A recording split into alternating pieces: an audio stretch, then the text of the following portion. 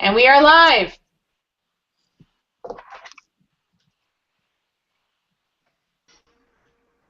How's it going, everybody? My name's Chris Butts. I'm from the Boise State Writing Project. Thanks for joining us and kicking off this first make cycle for CL MOOC 2014. Hopefully at this point, if you're here and watching this right now, you know that our first make cycle is about how-to guides. And this just came about later this spring. The National Writing Project and PDPU and everyone else that's helping put on CL MOOC this summer approached us with leading a make cycle, and we thought that how-to guides would be a great way to introduce everybody and fit with a lot of the principles of connected learning. So we hope that you've been having fun. We see a lot of great makes out there on the Google Plus community, and we encourage you to post them on the Make Bank, because the Make Bank is a big compendium of how-to guides. So without further ado, I'm going to hand it.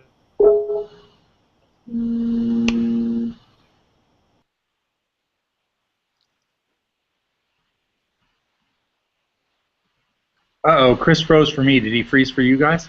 Yeah, he did freeze. So it sounds like he was probably getting to the point where he wanted us to introduce ourselves. I think so. Rachel, you want to introduce yourself first?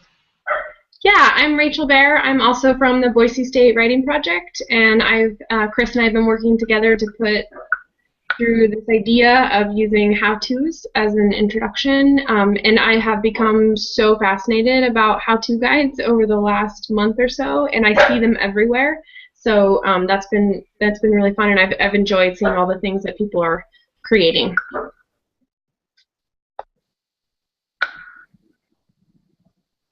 And Sherry, you want to go next?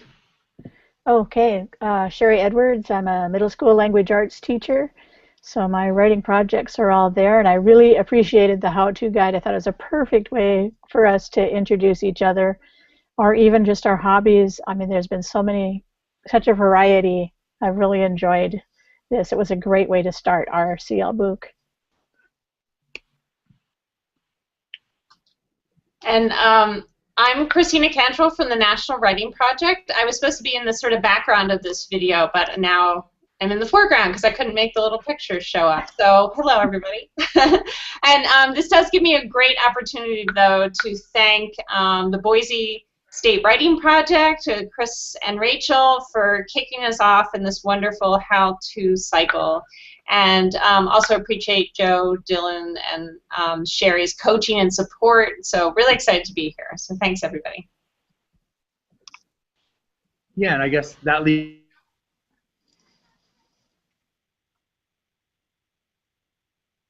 how-tos and what we're making this week. And yeah, and I've been thrilled to be looking at in the Google Plus community for CL MOOC and just seeing the awesome introductions that populated over the weekend, and then the huge response and productivity in response to the newsletter and the launch of the how-to. So I'm really excited, and it looks like we might have Chris back. Yay. So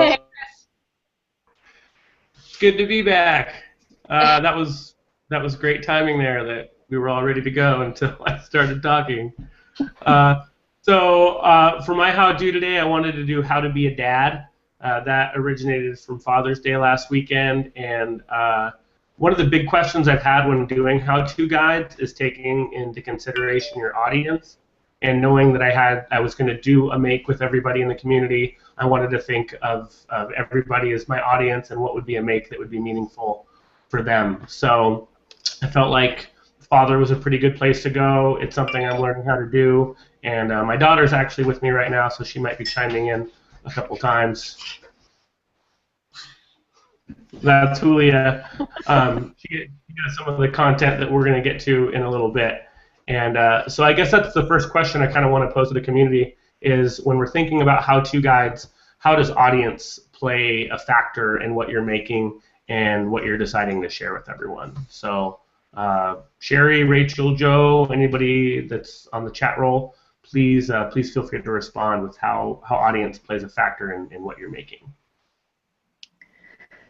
Well, when I created my introduction in the Google presentation, I was introducing myself like you were going to do, Chris. I was really liked the way your HackPad introduction looked, and it looked so professional.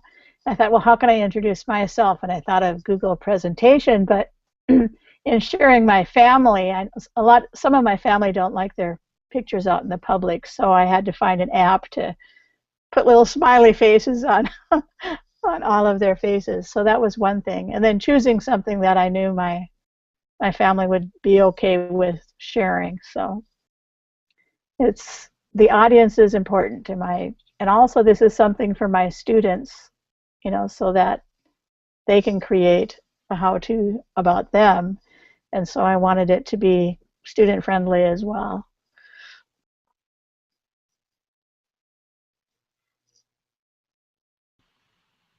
And for me, I blogged earlier today about my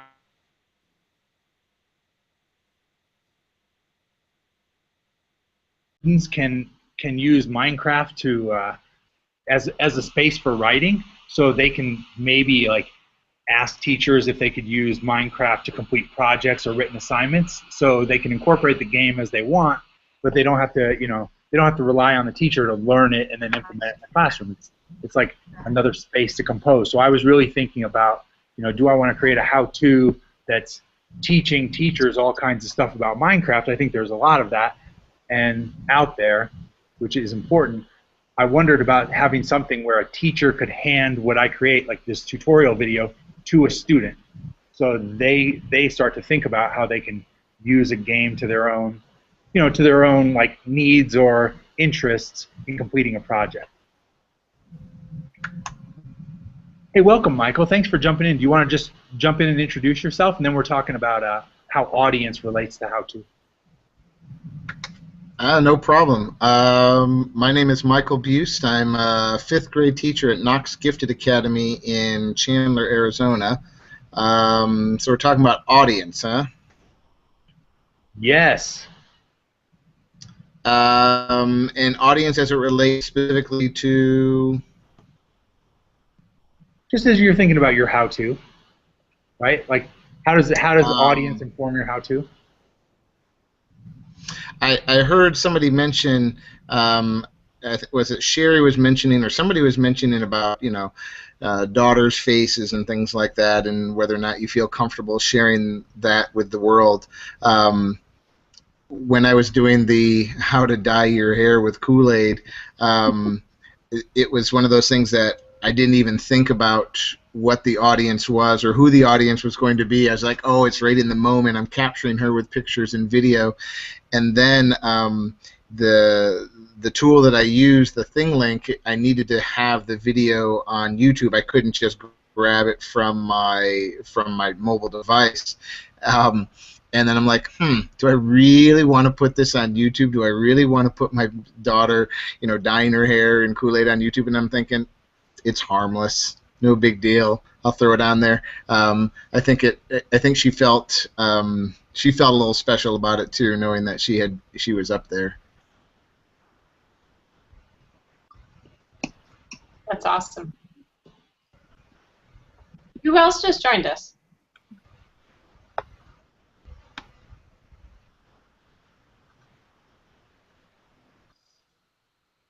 Is it Clarissa? Hello, guys. Hi, Clarissa. Hi, can you hear me okay? Mm-hmm. Great, how are you? Clarissa, do you want to introduce yourself? Joe, I think we're not hearing you. So. Okay, I can introduce myself. Hi, I'm Clarissa. I'm from Brazil. I am an English teacher down here. I mostly teach teenagers, and I'm also a pedagogical administrator, so I do teacher training and lots of pedagogical work. And I am a RISO 14 fellow member, and Anna Smith is talking to me via Facebook now. I got it, Anna. Yay, I'm here. Okay. And so I heard about you guys from Terry, who was in RISO 14 with me. and he gave us word in the RISO 14 Facebook group, and we got curious, and here I am. So this is my second CMOOC, and I'm glad I joined. It looks like fun. I have my toddler here with me, so you'll excuse me if she begins going about the room, okay? I'll just mute myself if she begins screaming or anything, okay? But this is me, basically. I'm in Brasilia, the capital, and what else can I say? I don't know. Tell us a little bit about your make, Clarissa, please. Well, you know what? Gosh, I don't know what I'm gonna make yet. I have a couple of ideas, maybe.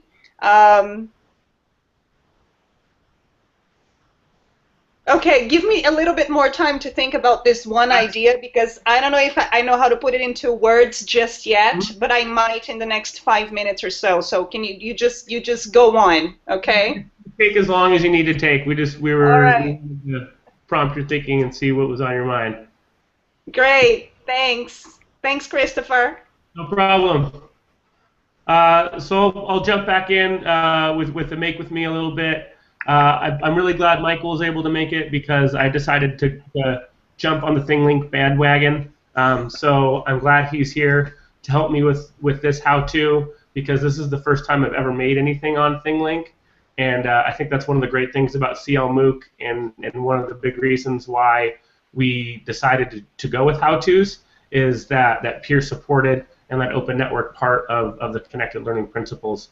So I'm going to do a quick screen share here, and hopefully this will work, and kind of show you what I got started off with. So with on the ride, so I just picked up my daughter earlier this afternoon, and on the ride home, I asked her to jot down a few things that mattered to her about how to be a dad.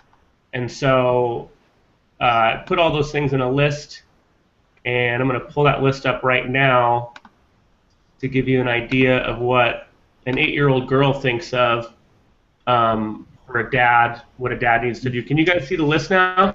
Yep, we can see it. So Julia's list of things a dad needs to do. Of course, number 1 was cook for me, help when I'm hurt or sad, give me books and fun things to do, take me to the park, kind, honest, and caring, take me on trips. And then she ended with this kind of summative one of you make me a better person. So when doing this how-to about how to be a dad, I had to kind of reflect and think of what I thought of as the most important things and what she thought of. And this is what she thought of, and I wanted to add on a couple. When we walked in the door, I kind of picked her brain a little bit, and I was like, so what about when you're doing something that's not right, or maybe you're getting in trouble? And she owned up that maybe I need to do things like help give advice, or redirection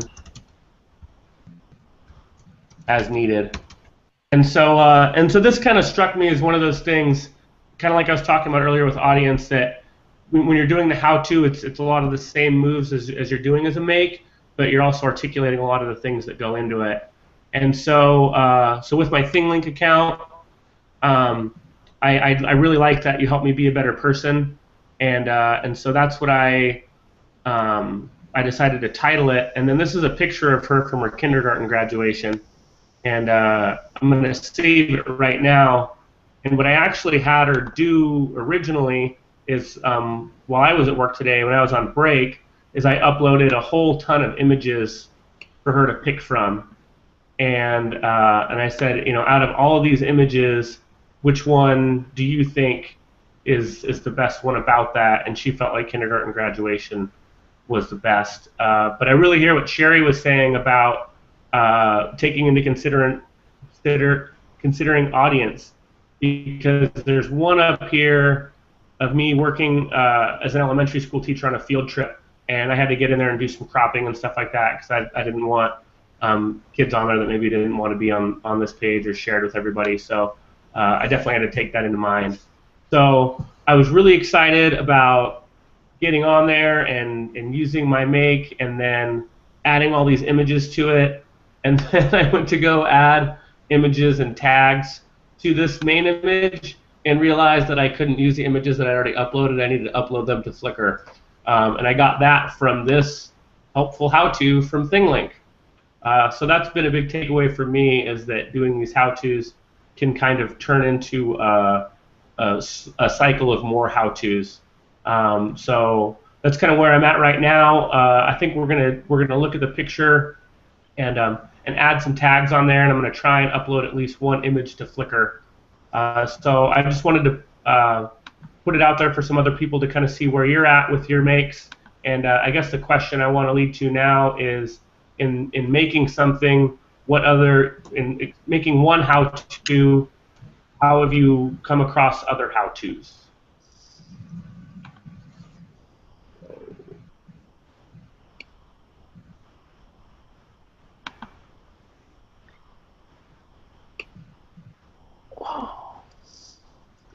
What's that?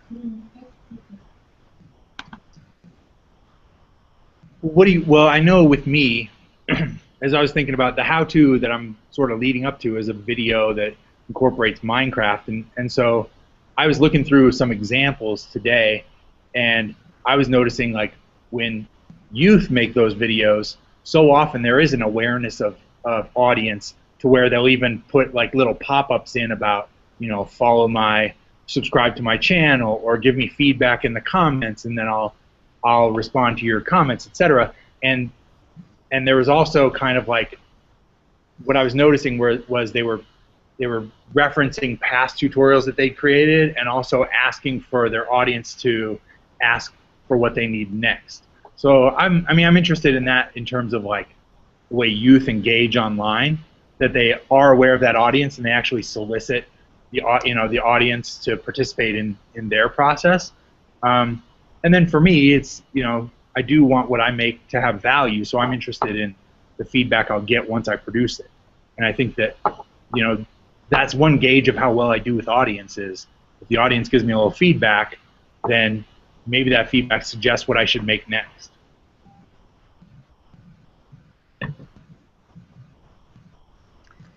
And I like looking at all the makes that everybody does. I kind of lurk around for a while until I find something I like. So I like Terry's learning walk around his farm and what he had learned, good or bad. And so that's why I came up with my learning walk. I thought I'd do it about my town as I walked down my sidewalk. But as soon as I started writing the words to go with it, after I uploaded the pictures to Animoto, it became about CL MOOC and my experience from last year, and ended up being a poem using the images totally in order. I mean, I just couldn't believe it just flowed right out. So it went from Terry's learning walk about his farm to my town, but it was really about the give and take and collaboration and fun and reflection from CL MOOC. So that's kind of what happens. You never know what you're going to end up with once you get started. And I really liked Michael's Kool-Aid ThinkLink. That was just awesome. Now I know how to dye my hair at Halloween. Did you really dye your hair? Me? No. Yeah. Oh, okay. I didn't. I was just thinking, like, yeah, right back here, I want a pink one. Yeah. I was going to say that the community sharing, like it did, all of a sudden also inspired me, Sherry, in that way that, like, I wanted to show my community. And then I realized that I live in a very unique kind of house. I live in a row house, but it's also a Trinity row house. It's a really unique kind of thing. But I wanted to show people my community, so I started interviewing my neighbors about how do they live in Trinity row houses. They're very small. So, like, what are the tricks of trades? And it was really inspired by seeing the whole community sort of burst open like it did the last couple of days. So, but we'll see where it goes. I've gotten some really interesting responses from them, so I'm excited. Yeah, so I think the important thing is that for our participants is to realize that go ahead, break out, make it something that fits you. And that's kind of what we're all doing.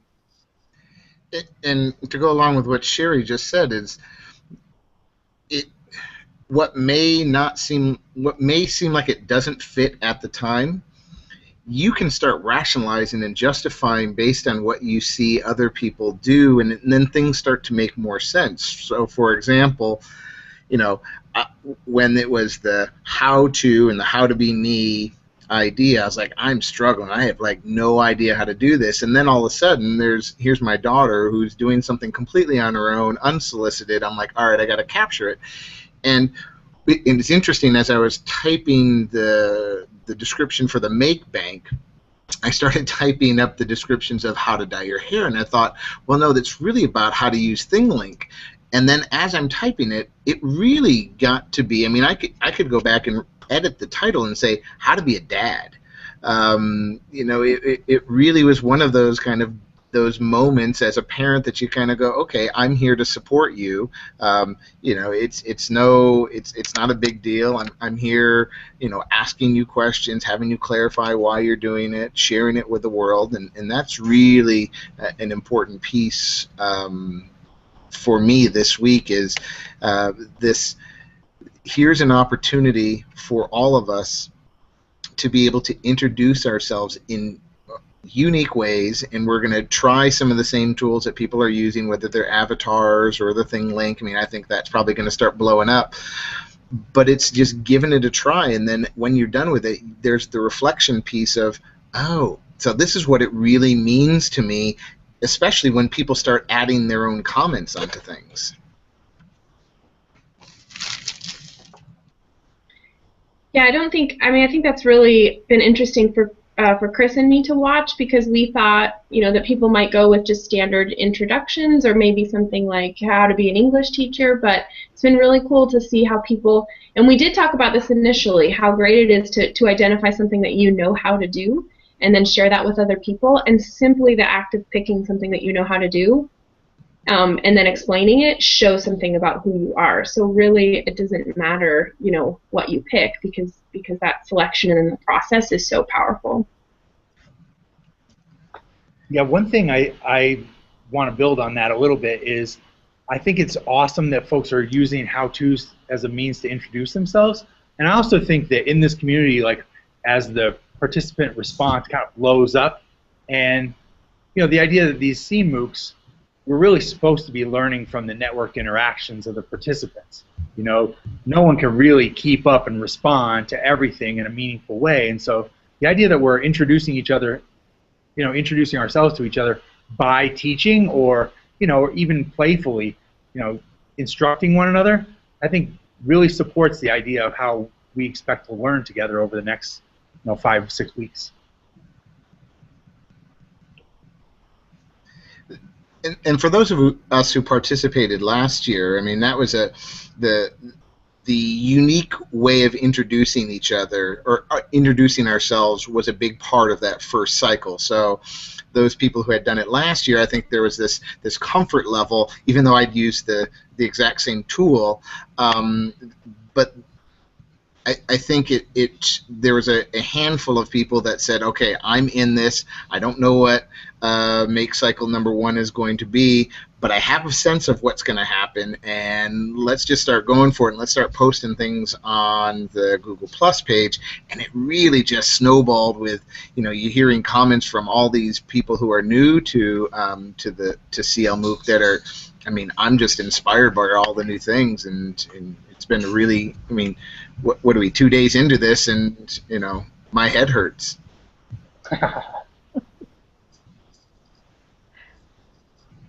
And we're getting such a variety, because there was George's handwriting, his handwritten note popped up in there to introduce himself, and talk about low tech, and that inspired typewriters and all kinds of makes. Yeah, that was a really exciting outcome that we were hoping for. That was actually one of the texts that I looked at when we were throwing around ideas, was a how-to, and it was like a how to be a traveler's guide. And the title's escaping me right now, but it was basically a book just full of all these little things about how to find certain medicines, how to fix a wound, and how to navigate by the stars, and just all this great information. And I was in a bookstore, and I was like, I have to have this book. I have to have all these how-tos at my fingertips. And how I really liked that people did go that low-tech route, and they saw the value in that. And so that was really exciting. And I love, I think Michael's thing with dyeing his daughter's hair was a perfect example of that. That dyeing your hair with Kool-Aid is a very low-tech thing, and he even included some very old-school commercials in it, and it was still this other thing all in and of itself. And I also really connect to what he was saying about when you're making a how-to, it's you have this control over how you want to frame it, and you could have framed it as how to use ThingLink, and that's what I was thinking about when I was making mine about how to be a dad. Is how is this different from being how to use ThingLink, and how is it the same, and taking those existing things and kind of remixing it with what you want it to be, and I think it's a great way to enact those principles of being interest driven and academic in a way of articulating your ideas. Another question I want to put out there for everybody is that is what kind of how-to guides do we need more of in the world? What are people's thoughts on that?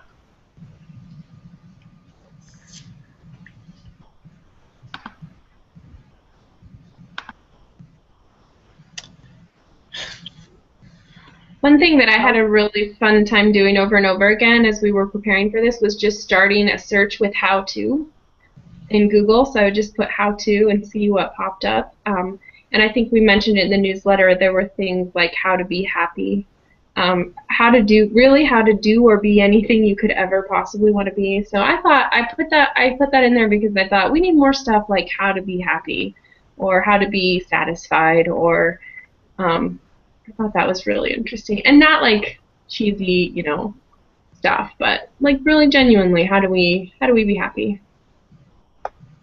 Can I jump in here and share something?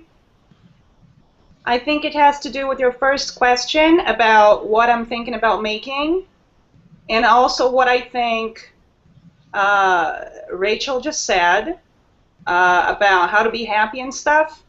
And it has to do with audience too, because I don't know yet, but it's something I've been mulling over lately, and it's kind of metaphysical in a way, and it has to do with spirituality and how we control the power of our minds. And and those of you who are who like to write and think and who are into education, and we all know the power of our minds and how much noise it can create inside our heads and inside our own selves. And oops, sorry. And I have been mulling over that, and I'm actually thinking of definitely writing, because I love the blogging thing. I like the words, I like writing, so I'm definitely going to be writing a blog post about it. And I'm thinking imagery as well, but I haven't decided if it's going to be video or visuals. Or I shared my introduction was a little piece, a design piece, graphic design piece that I used canva.com, and I shared with folks. And it was so nice to get lots of people saying, wow, I had never heard of Canva, this is fun and all. So I thought it was very cool sharing that. Some people didn't know it. But then going back to the audience thing, I'm kind of self-conscious in a way, because it sounds like self-help.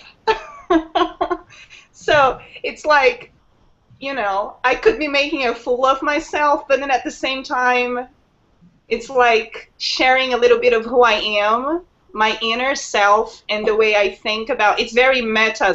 Christina just said, so meta, right? So I don't know, just some thoughts. And I definitely think that we need more how-tos on how to silence our minds when we need to harness all of our power, you know, intellectual, spiritual, whatever, you know. So I agree with you, Rachel, when you say maybe more how to be happy being you. How to be happy being, you know, whoever you want to be, or I don't know. Let's see how that'll play out. So I see you guys talking about the makes so intimately, and it's like, okay, I'm not sure. I might just maybe come up with a recipe for a risotto or something. You'll see, okay? Risotto can make you really happy, so that's... Oh, yes, definitely. I would love more risotto recipes on in the Make. That would be great. Yeah, thanks for going there, Clarissa, with the metaphysical and the spiritual, and then all the way back to risotto in one comment. I really yeah, you see a lot of noise in my mind. You see, I go all over the place. So your comment did prompt me that this is a make with me, and I'm not showing a whole lot of the making, and that's probably been one of the biggest things that I've been scared of in facilitating this is showing that you don't know how to do something, and I think that's kind of the whole point of this. So I'm going to jump back in here and kind of show you where I'm at. I finally uploaded a photo from Flickr, and let's see. Can you guys see this now? Yep. Mm-hmm. Okay. So I'm back into ThingLink, and Michael, please feel free to chime in, or anybody else. Sherry, you shared some resources on there. So what I can do when I'm adding some tags is I can choose what the icon should look like, and I actually just put one up there, and I didn't want it to look like that. So I'm going to click on the icon button and change it. And one of the things Julia put on there was, you take me to the park. And so that really made me think of being outside and, you know, in the blue sky. What do you think, blue or green? Green. Green. All right, we're going to go for a green star. Because it's my favorite color. All right. And then we're going to put some text in there and say, you take me, taking that thing from the list, and I'm going to save it in there like that. So when you put your cursor over it, it should pop up like that. And so I'm going to try one more here and try and put that image that I uploaded by, let's see, adding another tag on there. So if you, there we go. So I took a Flickr photo that and then I'm going to save it, and let's see if that worked. No, I can get down here. And then it'll take you this other Flickr photo.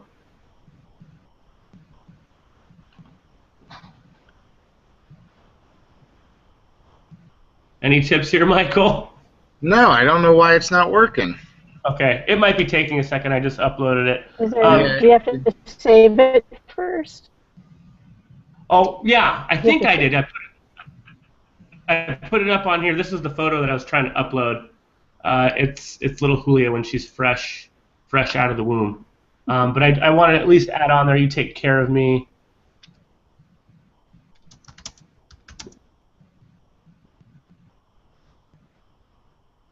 Sick when she was first born. She wasn't that sick though, fortunately.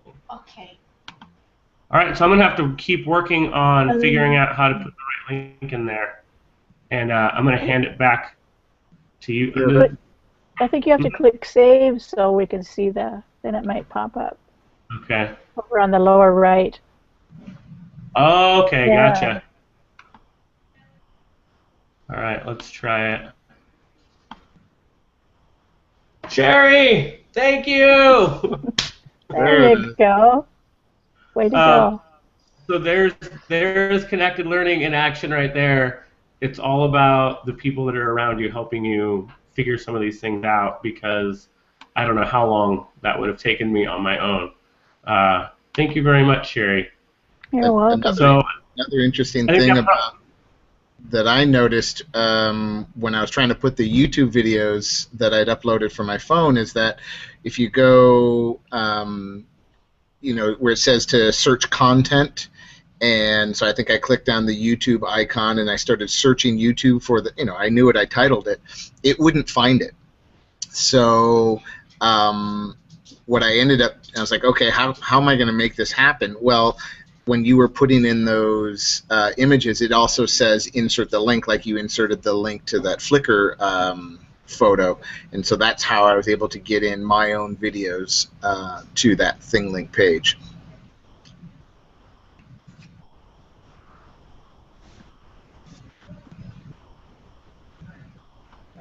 Thank you for sharing that, Michael, because I think that's one of the biggest things is that we should encourage in the community, and I hope comes out, and watching me flail through ThingLink encourages other people to do is share those struggles in there.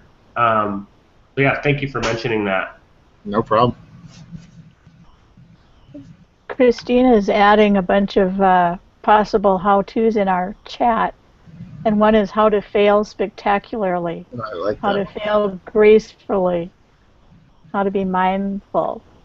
So there's, These are all that's things. These are all from the chat roll, Sherry. Okay, that's what I thought they were from. How to slack properly, how to quiet your mind. Those are excellent. How I to also think, I think it's a great stance to be able to, publicly, struggle through something, try something that you're not sure if you can do. Like, especially in this first make cycle and this first make with me, the idea that, this MOOC is more collaboration. It's a collaboration, it's not a course, and there's no expectation that what we do publicly is going to be perfect. In fact, it's a lot more interesting when we, share the rough drafts and we share the ideas in process, and then we can lean on the community for help. I think it's exciting, and I think it's it's an important response to all the energy that's been showing up in that community.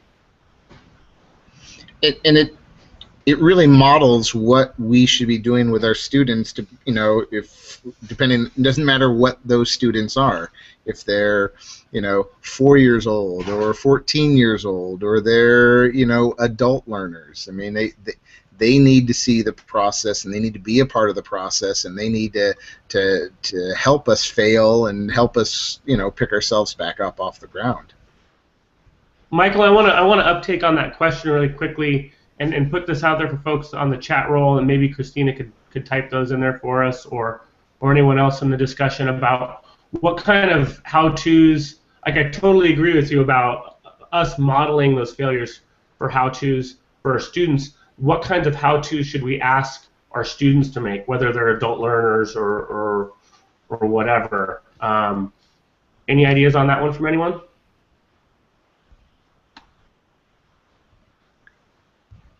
Help us, pick ourselves back up off.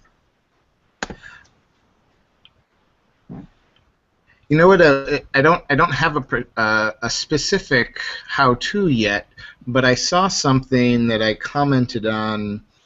I don't remember if it was on the G+ page or if it was on the CL MOOC Facebook page, but somebody had said, and I'll look it up too, and maybe it's somebody on the panel right now, but so often how-tos are linear. Do this first, do this next, and then this is what it's going to look like. I can see Lego instructions. Well, what if you started backwards? Or it's how-tos don't need to be the same for every single learner, and you don't need to follow the same process. I mean, the product might be the end product may be, you want it to be the same thing, but how you got there is so the journey is what's important. So maybe there's a how-to. That may sound a little like too flippant or anything like that, but maybe we need to think about how do we get people, whether it's us or our learners, to kind of think through that process and not be stifled by there's always a right way, there's always a right answer, there's you're going to be in trouble if you fail type of thing. And I think So I thought maybe I could dive in real quick. Hi, I'm Anna. Nice to meet all of you and see your faces and voices. So I just wanted to dive in really quickly because one thing that we want to encourage this year and support all of the participants in this year is finding a way to talk about what you were just talking about, Michael, about the ways that we're learning and how to make sense of the ways that we're learning in this kind of space. Because in addition to, for many people, all the digital tools that are new to them, but for many of us, we haven't learned in this kind of a community before, or this kind of a space before. Learning has a different definition in typical classroom practice, which many of us are steeped in, which is very much that learning is preset, learning is predetermined, right? And then we're often graded up to that. Whereas what we've been what you all have been talking through this call is far more emergent and far more about a learner finding their way through a space. And those are so that learning is happening all the time, whether or not we predetermine it. So one thing that we want to do is offer some supports to participants this year in making sense of how they're learning and how they're making their own learning pathways through this, and then we can be making sense of how to do that in our own classrooms as well. So we've designed a couple of reflection makes that are in the Make Bank, and then we have also kind of put them together in a way that you could think of almost like doing your own reflection about how did I learn, not just what I learned this summer, but how did I learn this summer, and make sense of that. So I'm just going to do a quick screen share, and then I'm going to jump back off the call so we can keep talking about the makes for this week. But I thought this might be a good time since it's only, what, day 3, day 4, and we have so many people talking about, oh my goodness, I'm learning so much, or I'm learning in new ways, and all of that. So I wanted to encourage that. So let me just show you where this is. Here's the how-to, how to navigate to these makes. Can you guys see my my screen? Got it. Yes. Okay, great. So if you go to our Making Learning Connected website, and if you go to Jump In, down here we have the Make With Me, like we're watching right now. That's where this is located. And then down here we have this thing called Make a Case. And in this Make a Case are links to 3 different reflective makes, a make log, maker's notes, and annotated dialogues, which are just 3 of many different ways that people can make in order to reflect and begin to understand how it is that they're learning during the CL MOOC. So the make log is simply logging what you did and how you made during the week. A maker's note is putting that into word, kind of like a think aloud, and then there's some supports for that. And then an annotated dialogue is just having the opportunity to talk, making the opportunity to talk to someone through that. So this Make a Case, if you do all 3 of these, we're also looking to, as a community, come to a better understanding of, let me turn this off now. Are we getting the window effect? Okay, turn that off. So anyway, so a better understanding of what it means to learn in this space. So that's just another aspect of the CL MOOC that people might be interested in and using as they make along the way. And with that, I'm going to go back to listening and chatting in the chat roll. How about that?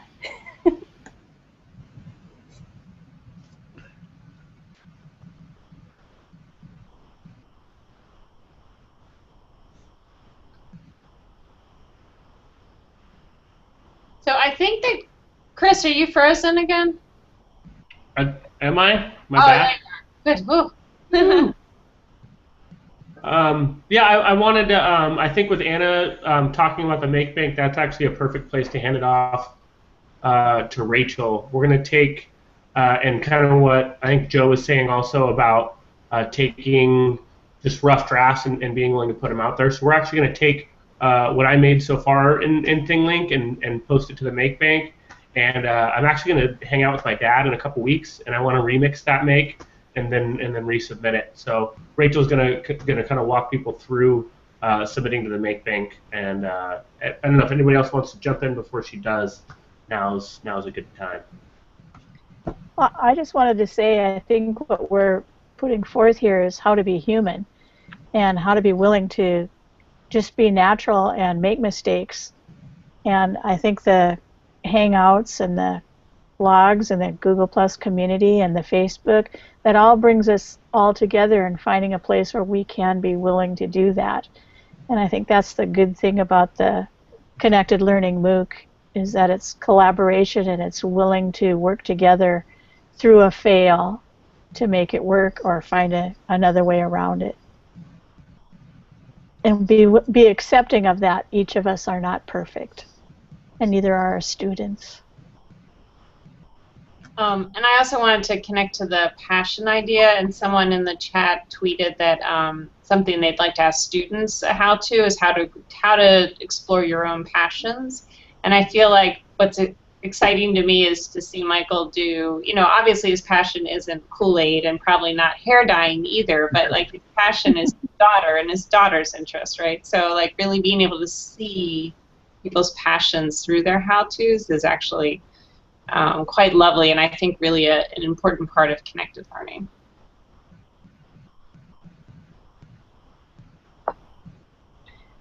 All right, so Chris and I were talking about the MakeBank and how important it is, and how, and there's so many levels to this. Like the MakeBank really is a how to make all of these things that people are making and then share it, and it's scary and hard to do that. And I'll be honest, last year when I went through the MOOC, I just kept ignoring all the posts about posting things to the MakeBank. I was like, I don't even know what that is, so I'm just going to not do it. I'll comment in the Google community. So we thought, why not do a quick how-to of how to post to the MakeBank, because once I started looking into it this week, I found out that it is really simple. So yeah, so I'm going to go ahead and screen share.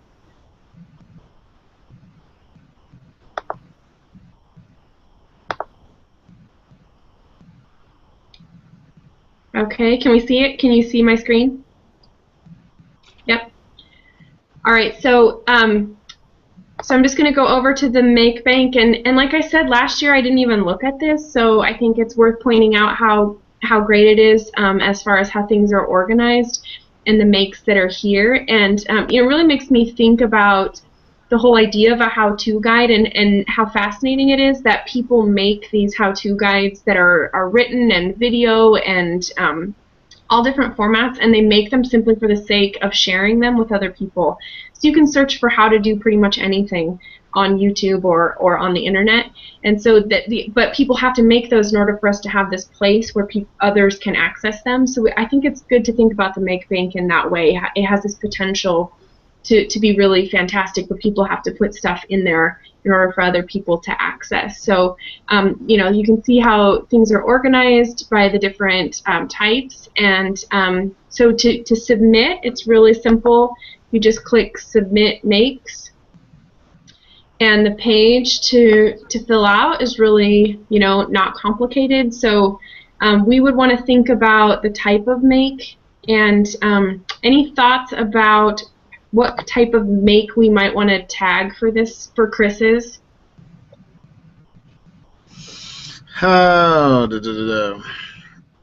It's kind of an introduction of him as a dad, but it's also him it's a reflection too.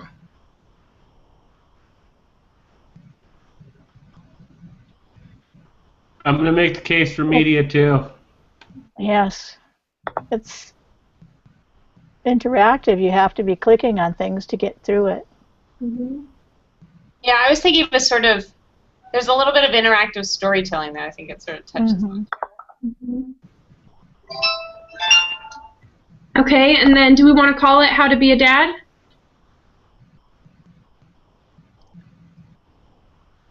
Sounds good. How to be a dad thing link. That way they get the media there.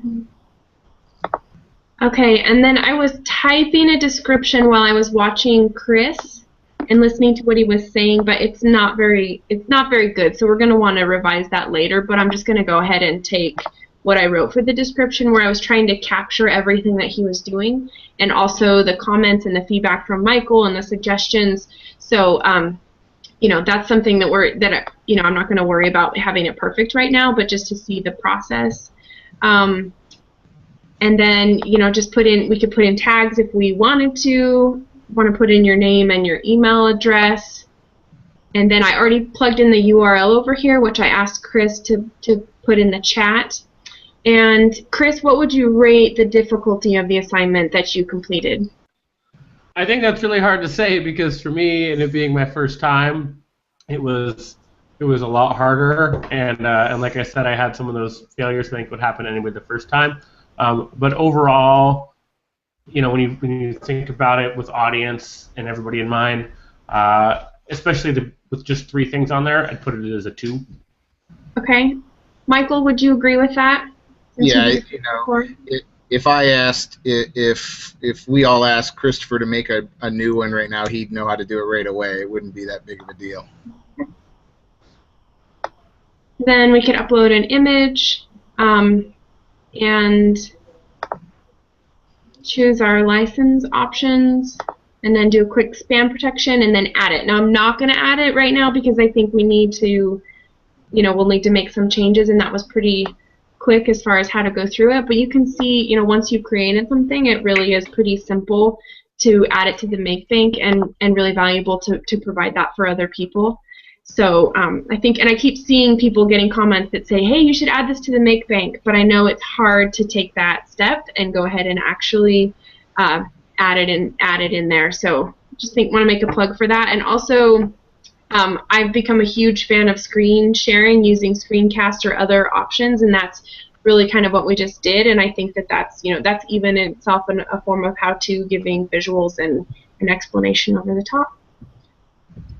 So, I don't know if the process is any different than it was last year, if there are things that were added or detracted from it, but it's super simple. And you know, like somebody had said, if we don't have access to it at a later date, it's way too fleeting, especially in this format. And I just thought of somebody.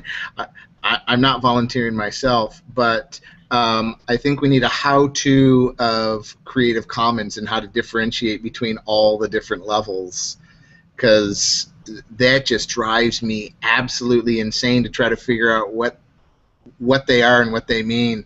I think all of my pictures on Flickr are set to some sort of Creative Commons license, but I don't know what it means, so I just kind of followed somebody else's. So if anybody's listening and wants to do a how-to on Creative Commons, there's your challenge.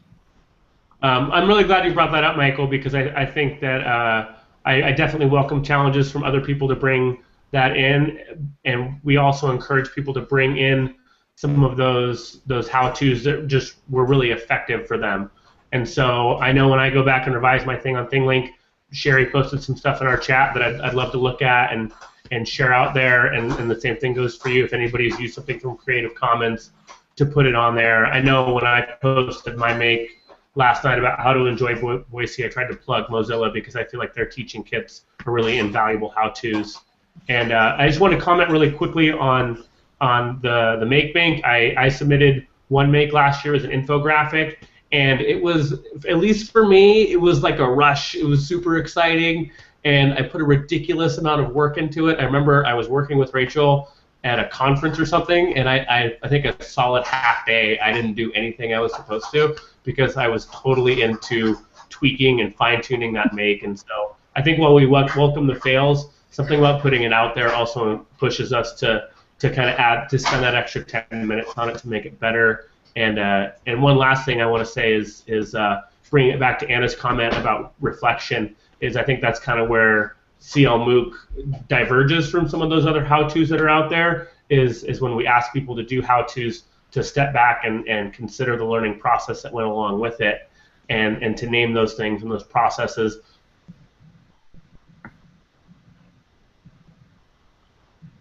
Uh-oh.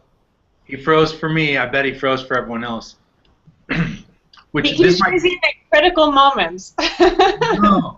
I know. I'm just sad that he's probably going to lose his train of thought by the time he logs back in. This might be a good time to mention as we're kind of winding down on our hour, and maybe we'll just give everyone a chance to have last word after this, but I did want to say that we do have a Thursday night Twitter chat. I guess it's night depending where you are, but at the same time, basically 7 o'clock Eastern will be the Twitter chat. And so if Chris logs back in, maybe he can have the last word, but until then, does everyone just want to whip around with sort of something you'll take away from this conversation or something you might make next? So we'll just whip around and kind of see, let everyone have a chance to have the last word, and then you can have the very last word, Chris. Guys, let me just say thank you all for having me, because I'm the newbie. Thanks for being here, Marissa. Yeah, and this was great. You guys gave me some great ideas, and I'm feeling more confident now. I think I'm going to go off and make my make. I'm going to have to say goodbye now because my toddler needs me, okay? So, thank you. Nice to meet you all, okay? Nice to meet you. Okay. Bye. The biggest thing that I'm going to take away from this is that if we're talking about connected learning and how-tos this week, is that the process is the key. It's not going to be the end product. You know, whether my daughter's hair turned green or light green or dark green is not the key. It's not that I'm a better father or a worse father for it. It's the process that I went through and that I continue to go through as I reflect on it.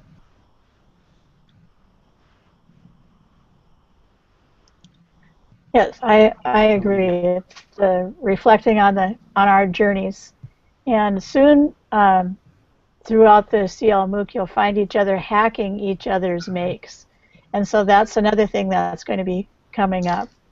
So it's another form of I can do it this way, and remixing somebody else's make, and then reflecting on the differences, and maybe even consider what we started with, the audience, because you'd be changing it for that.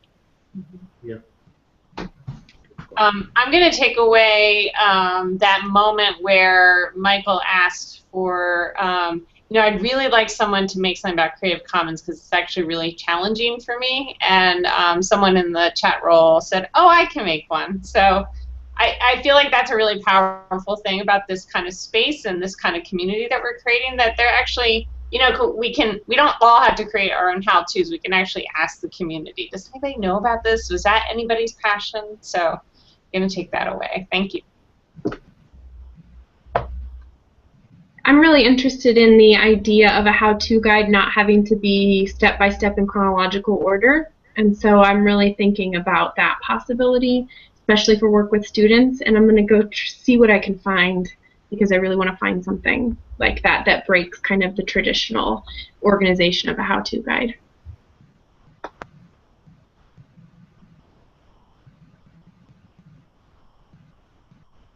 I think the thing I'm going to take away from this is just how we're thinking about, we're thinking about the utility of the how-tos we'll create, but we're also thinking together about a group as a group in terms of like, what how-tos does education need, generally speaking, or what how-tos, would it be great to have students make at the beginning of the year? And I think, it's great to be in the moment, caring about what we're creating in the next minute or day or so, but then also be able to think, more broadly.